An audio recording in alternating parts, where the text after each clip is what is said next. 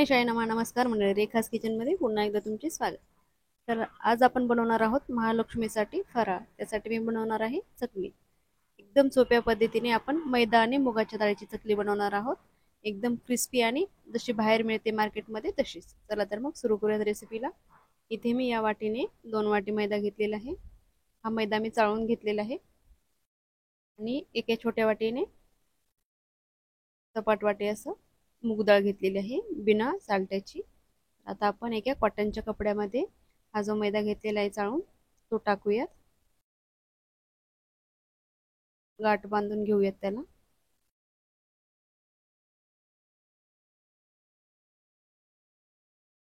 आणि आता आपल्याला हे कुकरच्या डब्यामध्ये ठेवायचं आहे.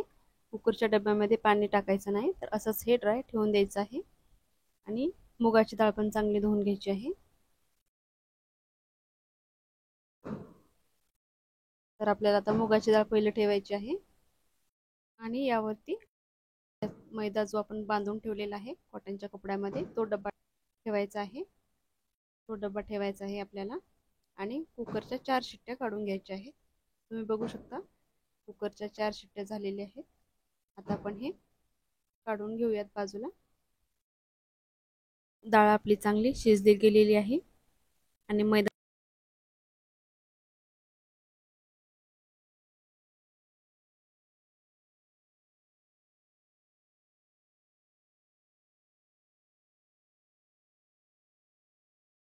थोडासा गरम आहे त्यामुळे थंड व्हायला ठेवलेला आहे. तोपर्यंत डाळ अशी हटवून घेतलेली आहे. आता मैदा पण थोडासा थंड झालेला आहे. गाठ सोडून बघूयात. तुम्ही बघू शकता मैद्याचा कसा असा एकदम खुसखुशीत असा मैदा आपला शिजलेला आहे. आता आपण हे असं फोडून पण घेऊ शकतो किंवा किसणीच्या सहाय्याने किसून घेऊ शकतो. तुम्हाला जे इझी पडेल ते तुम्ही करू शकता. फक्त गुठळ्या झाल्या नाही पाहिजेत. हे बघा अशा प्रकारे मी किसणीने असं किसून घेते. एकदम पटकन होतं आणि गाठी राहत नाहीत. तर अशा प्रकारे मी हे किसून घेत आहे. सगळा मैदा आपण अशा प्रकारे किसून घेतलेला आहे. बघू शकता. हे बघा अजिबात मध्ये अशा गाठी येत नाहीयेत.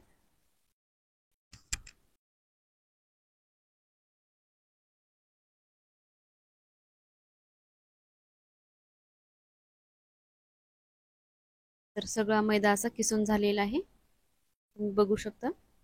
आता आपण यामध्ये मसाले टाकून घेणार आहोत.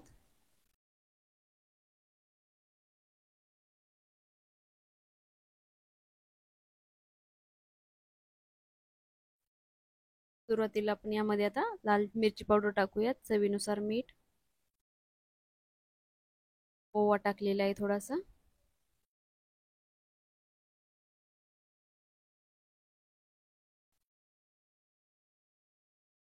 जिरा पावडर टाकलेला आहे आणि तीळ टाकलेले आहेत. पांढरे तीळ वापरले आहेत मी इथे. आता आपण हे मिक्स करून घेऊयात.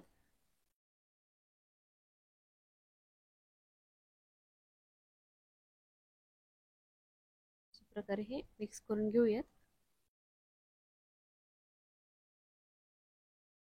जास्त पातळ असं करायचं नाहीये. पातळ केलं तर चकली अशी छान क्रिस्पी होणार नाही. त्यामुळे पीठ आपल्याला हे चांगलं घट्टच मळून घ्यायचं आहे. आता आपण या पिठामध्ये आपण मूग डाळ शिजवून घेतलेली आहे ती थोडीशी पाणी टाकून हटवून घेतलेली आहे. त्यामध्येच आपल्याला हा मैदा असा मळून घ्यायचा आहे. तुम्ही बघू शकता पाण्याचा वापर केलेला नाहीये. तर अशा प्रकारे ही डाळ टाकूनच आपल्याला मैदा टिंबून घ्यायचा आहे. असा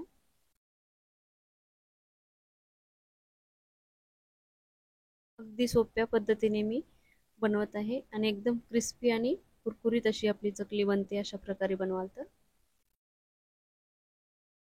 अगदी मार्केटमध्ये मिळते तशीच. यामध्ये मी हळद वापरलेली नाहीये. मार्केटमध्ये पण बऱ्याच प्रकारच्या चकली मिळतात विदाऊट हळद असं, तर मी त्या प्रकारे बनवत आहे. मुलांना कसं बाहेरचं जास्त आवडतं, मग बाहेर दिसेल तसं आपण घरी पण बनवू शकतो. फक्त हळद वापरायची नाही, म्हणजे कलर असा पांढरा येईल. वापरली तर अगदी थोडीशी वापरायची. अशा प्रकारे मी हे पीठ चांगलं मळून घेतलेलं आहे, तुम्ही बघू शकता.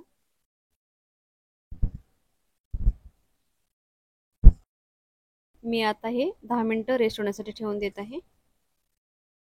10 मिनिटानंतर तुम्ही बघू शकता पीठ छान रेस्ट झालेलं आहे. तर आता आपण याची चकली बनवूयात. तर इथे मी चकलीची मशीन घेतलेली आहे, म्हणजे शेवगा घेतलेला आहे. अशा प्रकारे याला मी तेल लावून घेतलेलं आहे आतून, म्हणजे पीठ कसं असं चिकटणार नाही शेवग्याला.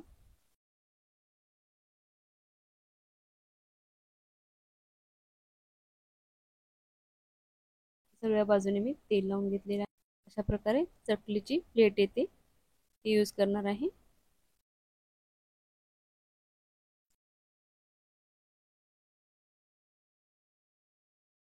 आणि असा पिठाचा गोळा करून आपण यामध्ये टाकणार आहोत.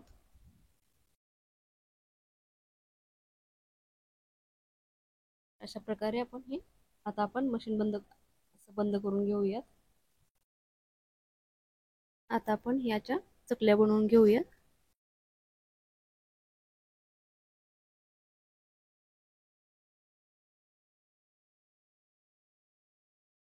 हे बघा अशा प्रकारे, आणि शेवटी असं जॉईंट करायचं.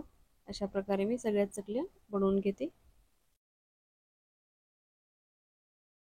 एका साइड मला मी कढईमध्ये तेल गरम करायला ठेवलेलं आहे, आणि इकडे आपण चकल्या बनवून घेऊया. तर अशा प्रकारे मी चकल्या बनवून घेतलेल्या आहेत, आणि आता तळायला घेते. बघू शकता मीडियम फ्लेमवर आपल्याला ही चकली तळून घ्यायची आहे. अशा प्रकारे मी कढईमध्ये बसतील तेवढ्या चकल्या टाकलेल्या आहेत, आणि ह्या छान आपल्याला अशा ब्राऊन होईपर्यंत तळून घ्यायच्या आहेत.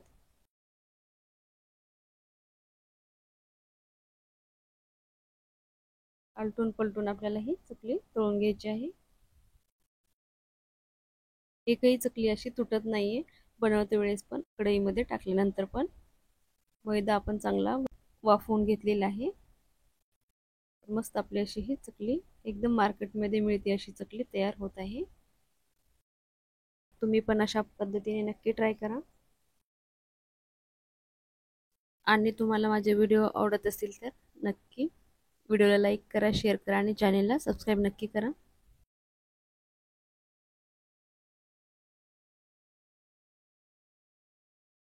तर चकली अशी छान अशा तळून झालेली आहे. आता आपण हे काढून घेऊयात. बघू शकता चकली अशी तेलकट झालेली नाहीये, एकदम ड्राय अशी चकली झालेली आहे. तर अशा प्रकारे मी बाकीच्या चकली पण तळून घेते. तुम्ही बघू शकता मस्त आपल्या अशा ह्या छान अशा सेम मार्केट सारख्या चकली बनवून तयार झालेल्या आहेत. तुम्ही पण अशा प्रकारे नक्की ट्राय करा या गौरी गणपतीच्या सणाला. महालक्ष्मीसाठी फराळ म्हणून तुम्ही नक्की ट्राय करा. एनी टाइम पण आपण बाहेरचं खाण्यापेक्षा असं घरी बनवू शकतो. एकदम मार्केटमध्ये मिळतात तसे. तुम्ही चकलीचा आवाज ऐकू शकता किती क्रिस्पी झालेली आहे.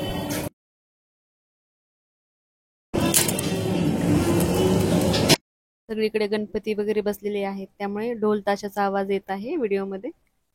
आवाज कसा येत आहे, एकदम क्रिस्पी आणि कुरकुरीत अशी आपली चकली झालेली आहे.